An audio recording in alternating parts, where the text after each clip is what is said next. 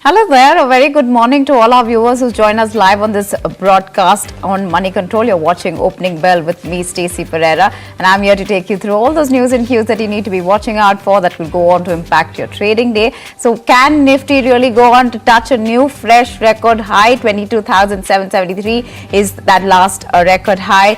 Could we come anywhere close? We closed at just about 22,643 yesterday. So barely 100 odd points that we need to be covered. But not just that index, we also have the Bank Nifty that is charting new territories, new highs. 50,000 levels seem quite close even for that index, and that one pretty much bank and financials really leading that rally all of yesterday. But we'll be discussing all of those stocks, in fact even a whole host of earning numbers that have come in, and stocks perhaps going to be reacting to that, but we'll get to that with our experts. But before that, let me take you through all the top headlines.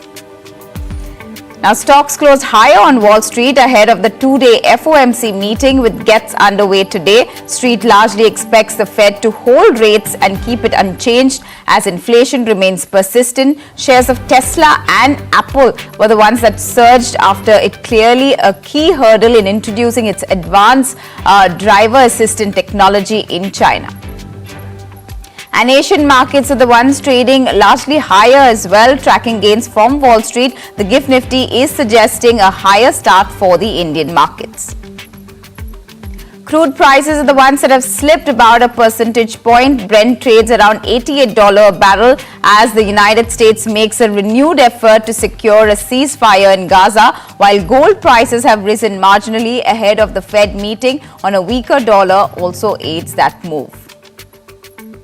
And in key earnings to be watching out for today, Indian Oil Corporation as well as REC will be reporting their fourth quarter numbers. Also look out for the likes of Exide Industries as well as Havells India from the broader market space.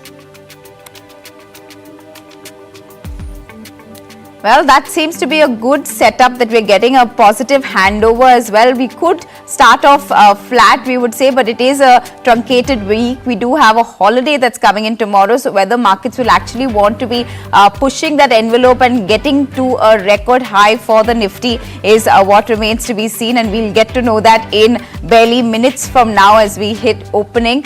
But let me also take you through a couple of F&O cues that you need to keep your eye out for. Now, if you look at the weekly options data, that one we saw the maximum call open interest, which was seen at the 23,000 strike, almost 76.74 lakh contracts that were put in for this 23,000 strike. On the put side, we did see 22,500 strike, which owned that maximum open interest. Clearly, that will perhaps act as that key support level now that we've crossed that 22,600 levels and maybe just upwards from there. So that one saw the maximum put open interest that we can call. Now, this pretty means that traders are selling more put options than call options, because we did see that Nifty PCR as well jump up to that 1.23 levels compared to the 0.96 that it marked the previous session. Now, in terms of the stocks which are in the F&O ban, well, NSE has gone on to add Biocon into the F&O ban list for April 30th, whereas it has retained Vodafone Idea in that said ban list. So those are the two stocks which continue to remain under the F&O ban. In terms of the fund flows that came in all of yesterday, we saw FIIs which turned back into net buyers. They remember over the past three sessions, they were net sellers, but they bought somewhere close to 169.09 crore worth of shares, whereas the DIIs, again being the bigger participants in buying, bought about shares of 692.05 crore worth of shares on April 29th. Now, as I mentioned, couple of earnings that will be coming in. One to be watching out for, Indus Towers, I beg your pardon. That one quite interesting because it has seen quite a bit of activity. We just saw a stake block deal also transpire in that space. You also have Indian Oil Corporation, Adani Energy, Adani Total Gas, Central Bank of India, Exide Industries as well as Havells. So a couple of those interesting from the mid-cap space as well that will be to be watched out for. But let's get going and discuss a couple of these stocks and also the strategy that one needs to adopt in this truncated trading week. And for that, I have with me Ajit Mishra. He is the Senior VP Research at Religare Broking. Good morning, Ajit. Always a pleasure to have you with us on the show. Let's understand straight away, are we looking at fresh new highs for the Nifty? You think it's possible in this, and what would be the levels that you are tracking for both the Nifty and the Bank Nifty for that matter? Good morning, Stacy. So yes, we are eyeing the newer highs for both Nifty and the banking index. In fact, banking has already made a new high in the last trading session, and we expect this momentum to continue. So the good part is that the private banking majors, they were playing the supportive role, while the other sectors like metal, auto, and select names in the banking space were largely participating in the move. But this fresh buoyancy in the private banking majors, especially ICICI, Axis, that has opened the door for a new high, or the upper band of this channel that we are currently trading in the Nifty, around 22,900. And same hold true for the banking index. 50,200 is something that we are eyeing. So short-term traders, they should continue with buy on dips approach. And now we have a strong base at 22,300. When it comes to the Nifty index, and 48,000, 48,500 in the banking. So continue with buy on dips for the position target of 22,900 to 50,200 in the banking index. Right. In fact, let's talk more about the banking index. And like you mentioned, it was pretty much ICICI Bank, HDFC and the likes that were pretty much, adding to those gains yesterday. We've crossed more or less those hurdles. 49,424 is where we've shut shop. Almost 2.5% of gains that we saw. This pretty much a single, biggest day gain that we've seen since December of 2023. Do you think, particular stocks within this component, should one have a balanced view in terms of the private versus the PSU banks, or, do you think all of them are now participating, so that, it would be a good idea to be looking at these stocks? So how should one be differentiating if they had to? The biggest differentiator is that stocks which are trading in sync with the index. So, among the private banking majors, we have the two top names like Axis and ICICI. They are also trading at the record highs in line with the index. In the PSU pack, we only have SBI, which is, trading in sync. But nevertheless, we have other names which are catching up moves. So from the private banking space, we have stock like Federal Bank, and the second rankers from the PSU basket like Bank of Baroda, Canara Bank, wherein we are seeing decent traction. So it's a kind of a mix basically, wherein one should be focusing on.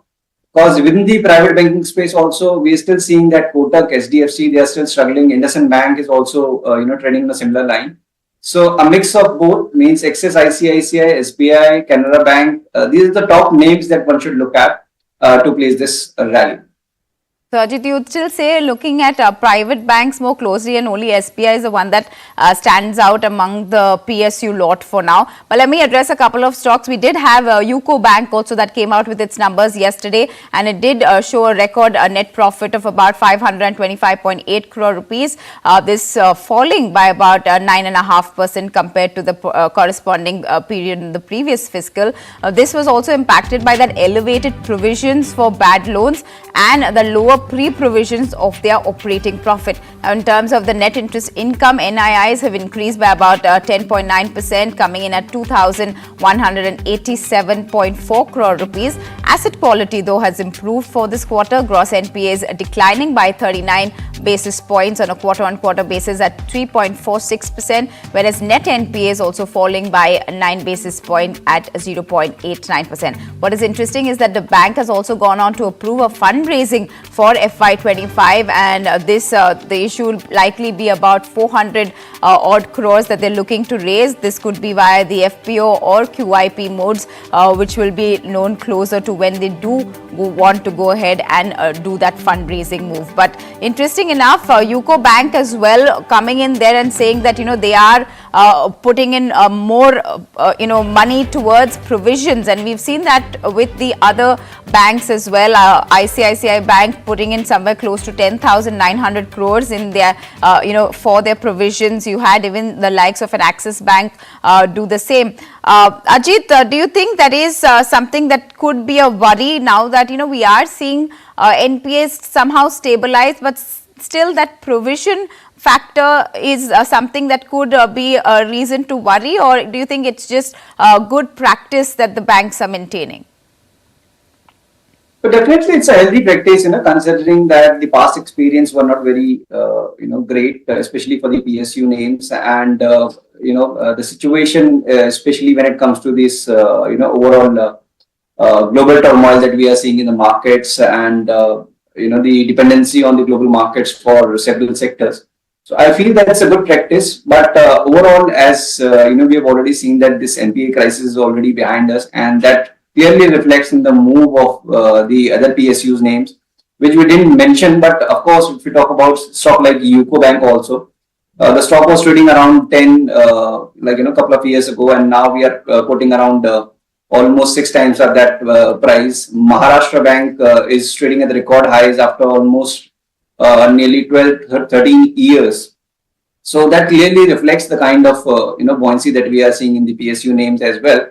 But yes, will this move sustain is something that is still we need to figure out. But this kind of buoyancy in the PSU pack is definitely encouraging. But people needs to be selective, as we have recommended that the top names is something that one should prefer.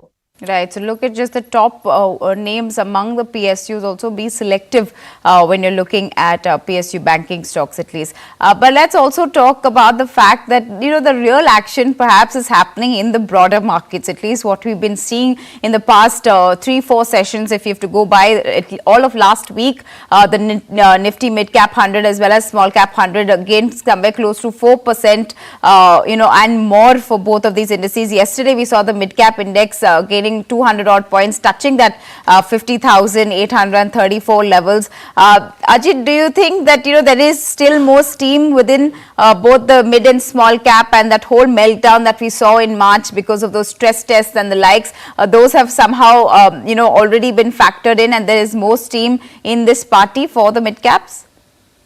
So certainly yes, because honestly, the kind of time-wise correction and somewhat the price-wise correction in the March month also indicated that there's a possibility that after this strong surge that we had in the last 1 year, there's a that both mid-cap and small-cap might take a breather and spend some time around the current levels. But the way indices have reclaimed their record highs and inching higher, in fact, outperforming the benchmark index. If you talk about the performance last week. So that clearly shows that select pockets will continue to attract, investors, and that is what is reflecting. Earlier, the market with Stacy, out of 2,100 stock that trades on NSE, we used to see that 1,500, 1,600 stocks on an average on the gaining side, on the advancing side on a day, with 600, 700. That data has changed. Means now we are seeing 1,300 stocks on the advancing side and 1,100 on the declining side. On a normal day. So this clearly shows that now we are seeing selective participation even in the broader indices, despite the both mid cap and small cap reclaiming their record highs. Clearly, the breadth is in favor of the advances, we would say, in overall of what we've been looking at. But let's also, since we're talking about mid-cap space, we did have a couple of mid-cap IT companies that came out with their numbers yesterday. KPIT Tech was one of them. We saw net profits somewhere around 6% higher, just at 164 crores versus the 155 crores in the previous quarter. Revenue also just about 5% up at 1,321 crores. EBITDA EBIT is up by just 5.7%, whereas the margin has given some bit of respite, coming in at 21% versus the 20.8%. We saw the stock yesterday surge close to 7%. Let's see how it does today. But their opening bell for you, Nifty 50 comfortably above that 22,600 levels, rather flat we would say, but with that positive bias we are seeing the Nifty 50 at least in the green. The sensex too, quite flat trade we would say, holding up above that 74,700 odd levels. But as you can see, the pressure coming in there for the Nifty bank index, that's the one that's really struggling hard to make it to those 50,000 levels at least for the Nifty banking index. But the broader indices, again, like we were talking, the ones pretty much mirroring or rather outperforming the benchmarks. You can see the BSE small cap index also close to 0.5% gain there, 250 odd points higher.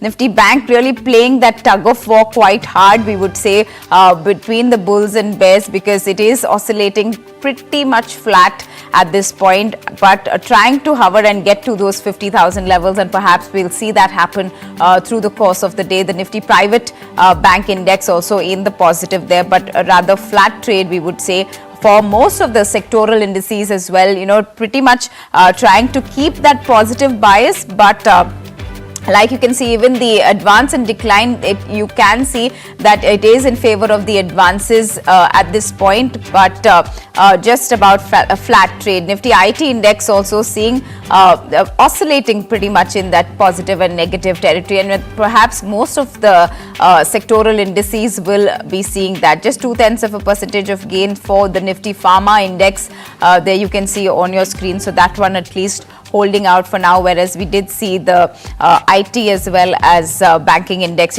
swing between those red and green. FMCG index also holding up there in the positive. So you have two other consumption and FMCG, both of them seeing some bit of positive momentum.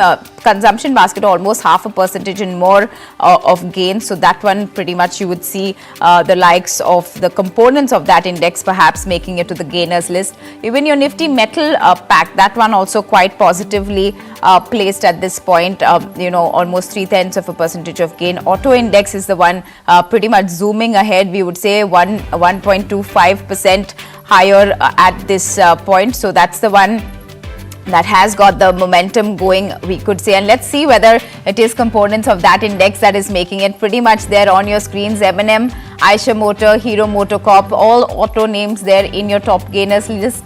You have Maruti Suzuki as well as Bajaj Auto and BPCL, interestingly, in the gainers list. Nestle India from your consumption pack, as well as Coal India and Bajaj Finserv that are among your top gainers. Whereas it does need to reflect, therefore, your losers that are. But we saw pretty much the components that were making it there among the ones that had pressure. And most of your sectoral indices were the one that were in, it was in the green. But there on your screens, you have the laggards. You can see Tech Mahindra, third day on a trot, we could say. That one seeing some, after its lower guidance perhaps is where it's really getting or being kicked in, one would say. Bharti Airtel as well as TCS making it to that laggard list at this point.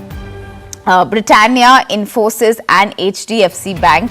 ICICI Bank, after yesterday's stellar rally, perhaps that one's seeing some bit of profit booking. You're also seeing SBI and the likes of an Adani Enterprise that is among your top laggards. But Ajit, back to you.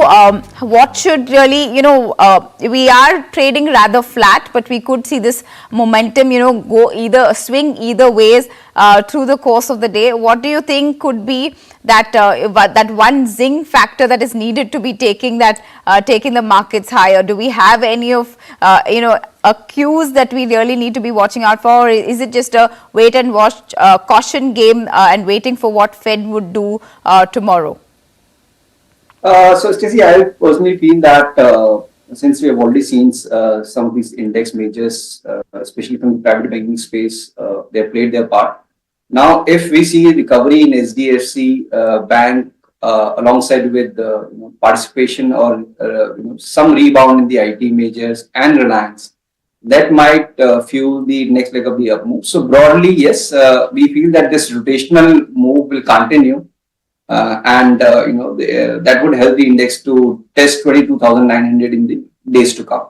But having said that, it's not going to be a very smooth journey, as we have multiple challenges in the past also in the global market. So that the momentum might be missing, but the gradual up move is something that we expect to continue through rotational buying across the index majors.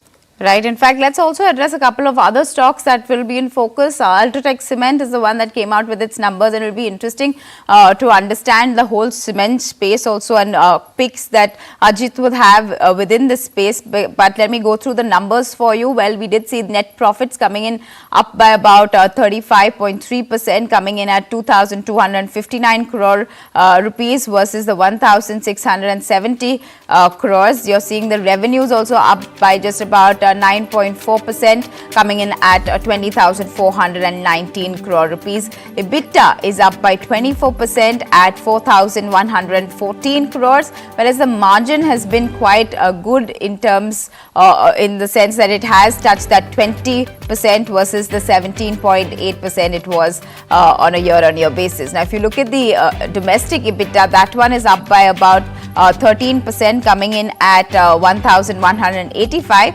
Interestingly, the consolidated sales volume growth too has seen a big dip. That is coming at just about a rise of 11% on a year-on-year basis, whereas on a sequential basis, that one is seeing a good rise of 28%. Now, a couple of brokerages have come out with their calls on Ultratech Cement. We're seeing Bernstein maintain that market performance. They've gone on to hike their target price to 9,006 versus the 8,899 they had earlier for Ultratech. They're saying that these are decent set of numbers, and the management seems quite confident of the profitability improvement going ahead. They also, the EBITDA per ton has been better than what was estimated, and the management is confident of this rising even further. They do still see a risk to the cement prices and whether that is sustainable in the long run, considering they do have a big supply for Ultratech per se, but they are also keeping an eye out for consolidation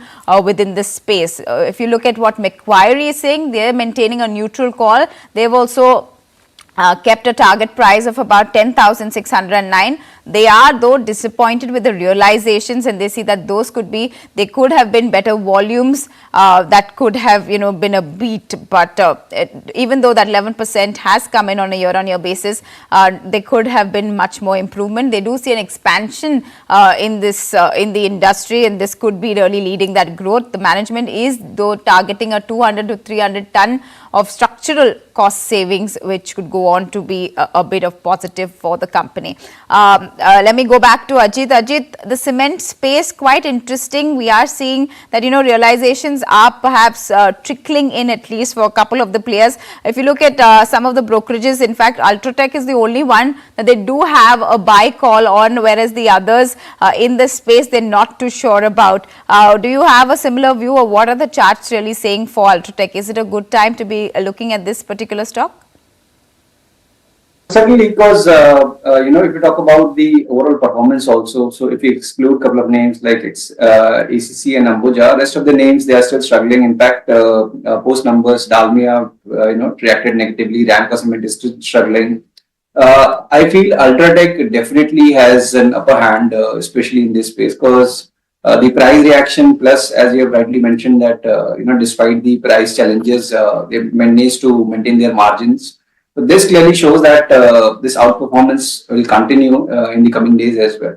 But from the very short-term perspective, I feel that the move could be gradual, because 10,300 to 400 is going to be the area where the stock might face resistance.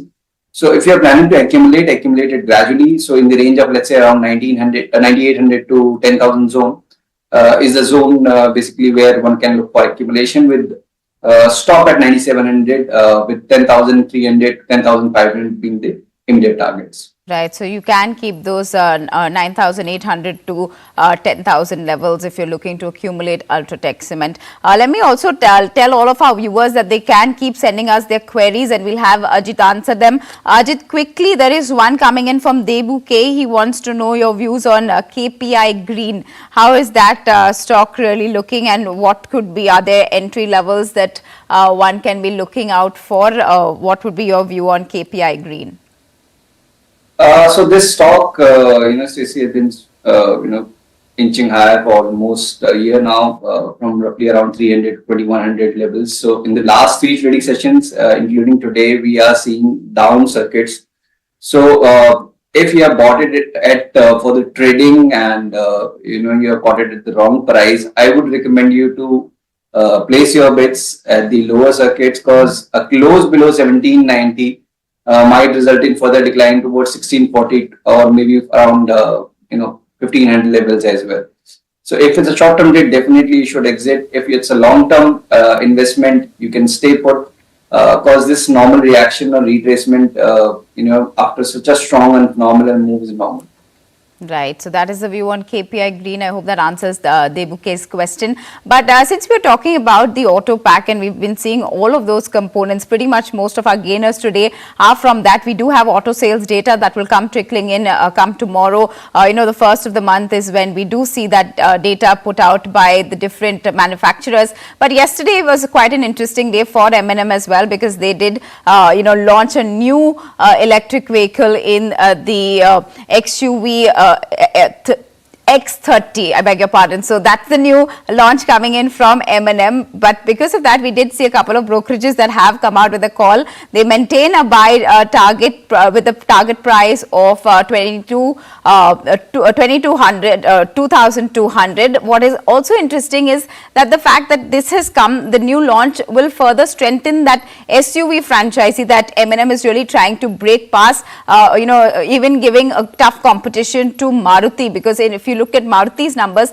that's where we saw that they are leading in that SUV space, and that pretty much where M&M is trying to make its position with. This launch will also go on to help the compact SUV market share. They are looking at this strengthening their overall utility vehicle space. What the franchisee will also help is M&M could then pick up in their earnings momentum. What could really be driven is the success of these kind of products. At least this is what Invatex has to say about M&M. But let me also speak about the broader auto space with Prakash Diwan. He's joining us now to give us a sense of what we can really expect. We do at the start of every month, while we do see these numbers come in, it gives us a broader perspective of how whether the two-wheeler space is still seeing that slow road to recovery, although the earnings did show some bit of semblance, at least for the fourth quarter, that we saw from Bajaj Auto and the likes.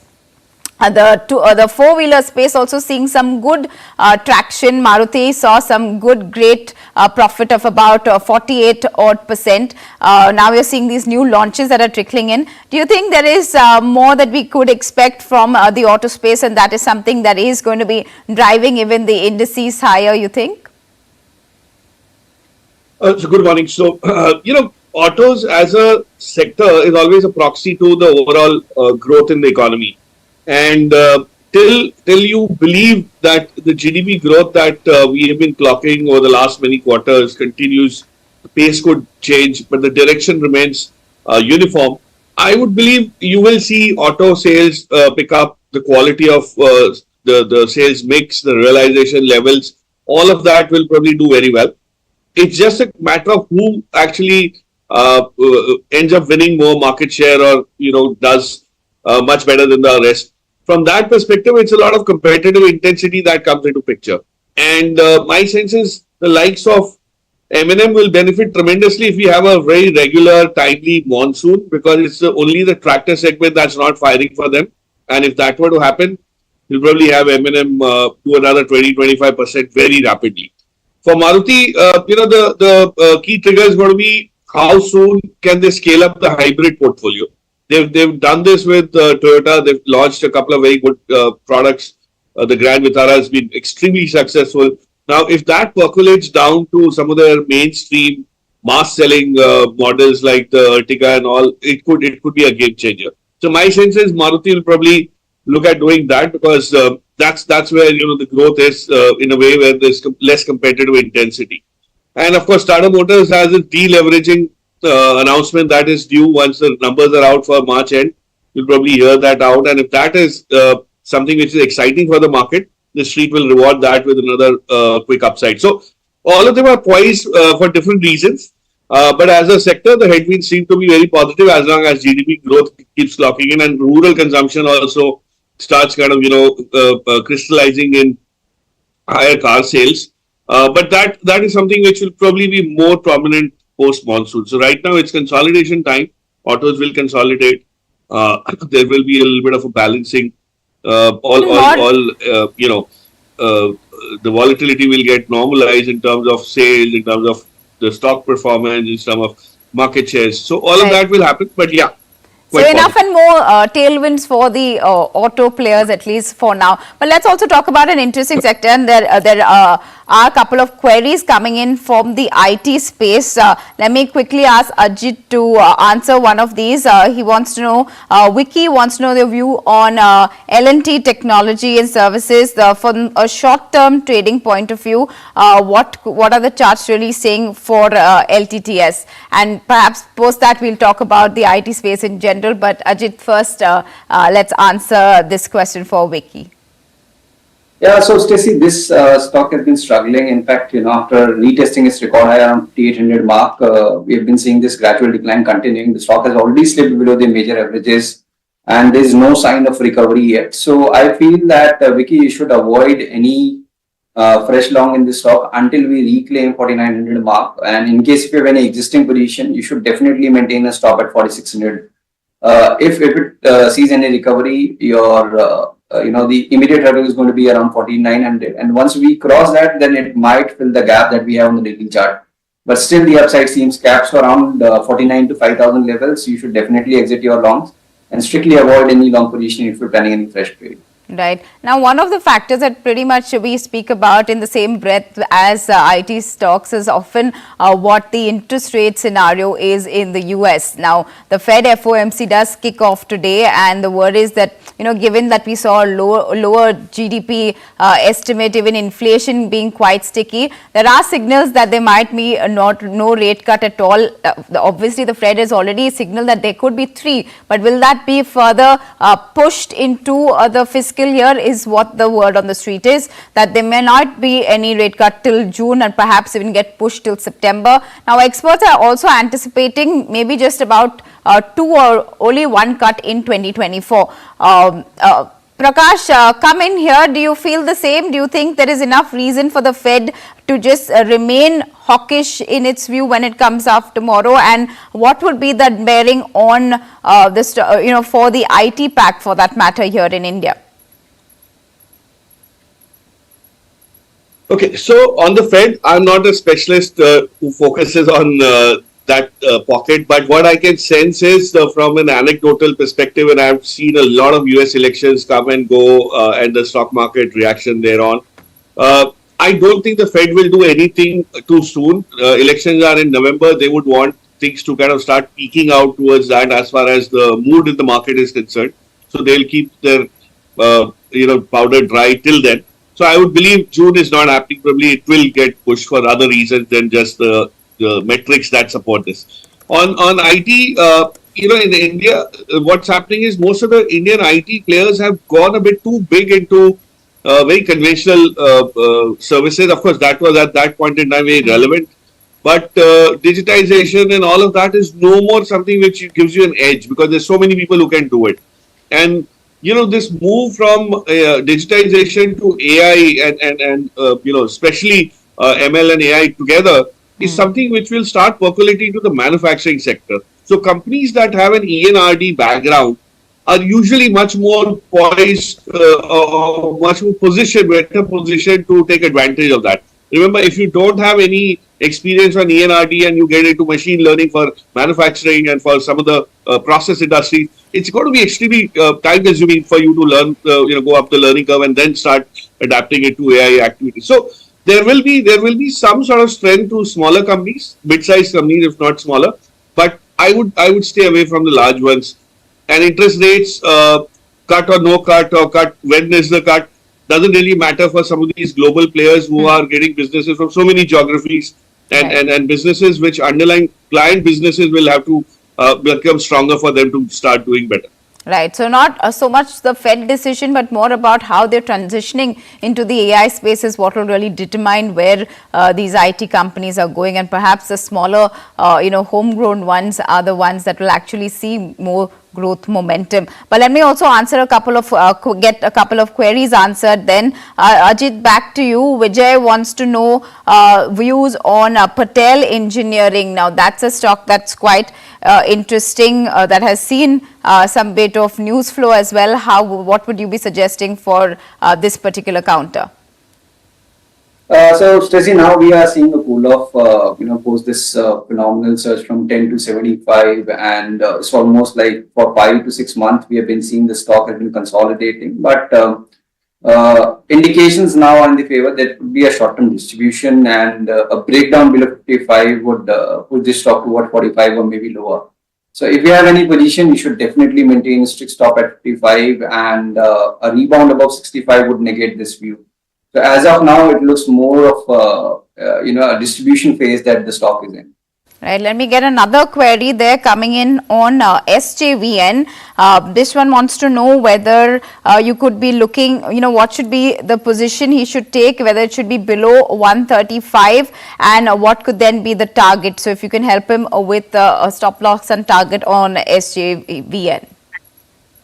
So yeah, post this one-sided move from 24 to 170. It's almost like 2-3 months of consolidation that we've already seen. So it's a time-wise consolidation basically that we have seen in the stock.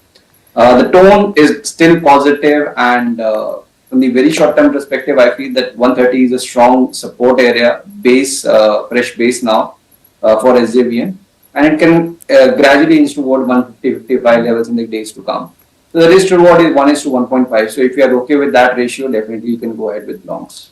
Right. Prakash, do you think there is a whole rotation that has happened between, where portfolio allocation is happening? And if you look at the large caps, obviously they are rallying, but we are seeing good momentum even between the small and mid cap space.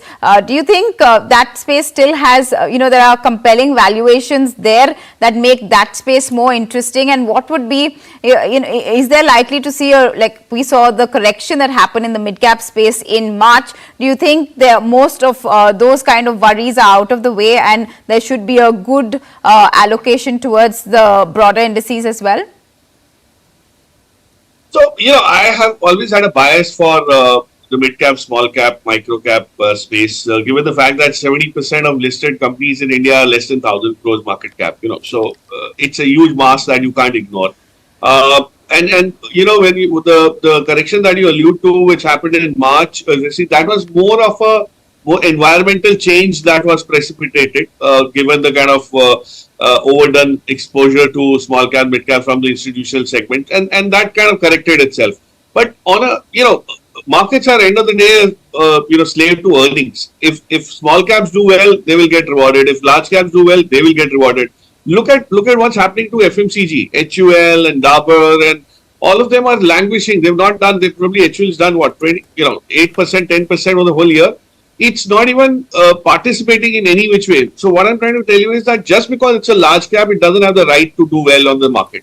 It will have to be earnings led. So whether the company is a particular size in terms of market cap really doesn't matter. It's a liquidity factor that does matter. So yes, to answer your question, I still believe India will do well on the broader markets. The Indian stocks on the broader markets will do well because that's where change is happening much more rapidly, in terms of growth on manufacturing, in terms of exports, in terms of a lot of indigenization coming through. So all those factors benefit the mid-tier companies more than the large companies, which are already mature business models. They have their dough cut out. It's not something which they need to strive to grow, whereas the mid-cap companies continuously benefit from any changes in the business environment, and which are favorable. So I would believe, yes, to answer your question, there's still a lot of promise in but of course it's hard work. Right. You have to be very selective and all of that caveat goes with it. But yes, it's quite Right, so promising. it is cherry picking within that broader indices or that space.